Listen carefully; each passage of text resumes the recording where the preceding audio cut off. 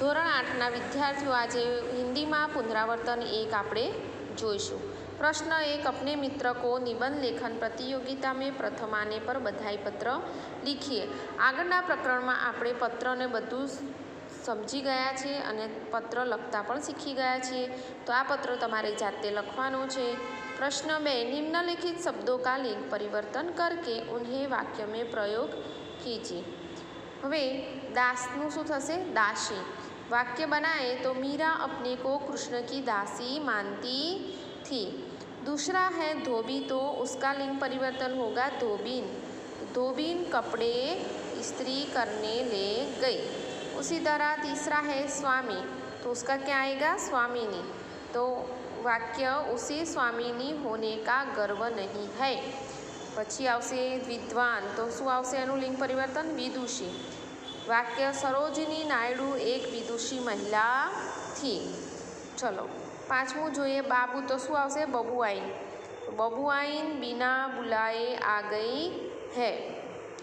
छठू जो बूढ़ा, तो શું થશે? बुढ़िया। तो बुढ़िया के फैसले को सबने मान लिया।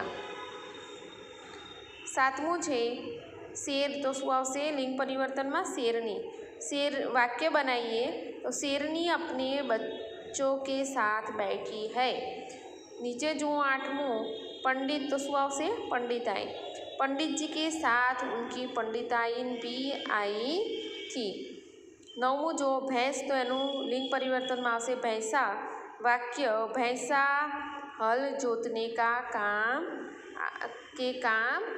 आता है। बराबर। चलो હવે છેલ્લું જુઓ 10મું લેખક, તો શું થશે? લેખિકા।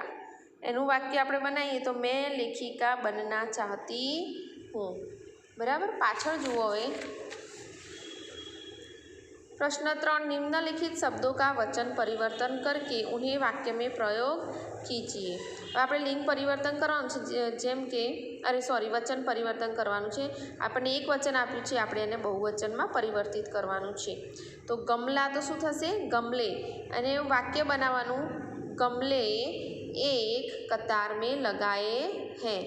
दूसरा है माला, उसका वचन परिवर्तन होगा मालाएं। उसका वाक्य बनेगा ये सब मालाएं अच्छी है। તમે બીજું વાક્ય પણ બનાવી શકો છો, જરૂરી નથી આ જ વાક્ય તમારે લખવું, પણ બંધ બેસતું હોવું જોઈએ। कहानी, तो कहानियाँ, मुझे कहानियाँ सुननी बहुत अच्छी लगती है।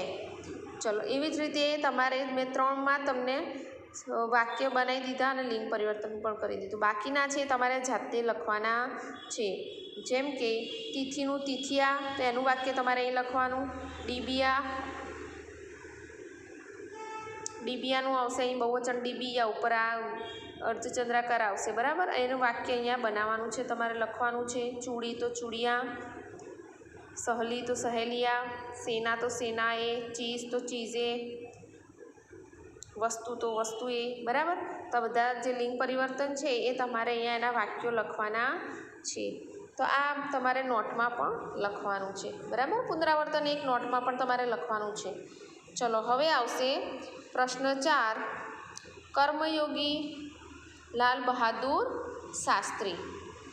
હવે અહીંયા આગળ શું લખ્યું છે? સૂચના વાંચો। निम्नलिखित इकाइयों को पढ़कर उनमें आपको जीवन में उतारने जैसी कौन कौन सी बातें अच्छी लगी उनकी सूची तैयार कीजिए। तो पहलू શું છે? इकाई 4 એટલે કે પાઠ 4માં કર્મયોગી લાલ બહાદુર શાસ્ત્રી આપણે પાઠ સમજ્યા ને, એમાં એમની કઈ વાત તમને સારી લાગી એ તમારે લખવાનું છે।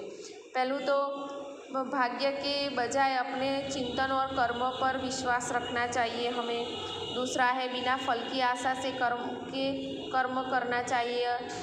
तीसरा है अधिकारों की अपेक्षा कर्तव्य पर अधिक ध्यान देना। चौथा है अपने उद्देश्य के प्रति दृढ़ आस्था रखना, उस उद्देश्य को प्राप्त करने के लिए कर्म करना तथा उस कर्म के प्रति संपूर्ण समर्पण भाव होना। और विनम्रता, सादगी और सरलता लाल बहादुर शास्त्री से हमें सीखने को मिलती है। और आत्मसंयम, हमें हमेशा आत्मसंयम बनाए रखना चाहिए। एवी ज रीते इकाई 3 છે મત બાંટો ઇન્સાન કો, પાઠ 3 મત બાંટો ઇન્સાન કો, અરે કાવ્ય છે ને હિન્દીનું, એમાંથી આપણે શું શીખ્યા? તો પહેલાં તો સभी मनुष्यों में समानता की भावना हमें सीखने को मिली, एकता में ही भावना है यह सीखने को मिला, और मिलजुल कर हमें रहना चाहिए ये भी हमें सीखने को मिलता है। बराबर, तो जो जो अच्छी बातें आपको उसमें अच्छी लगी वो बातें आपको लिखनी है और उसकी एक सूची तैयार करनी है।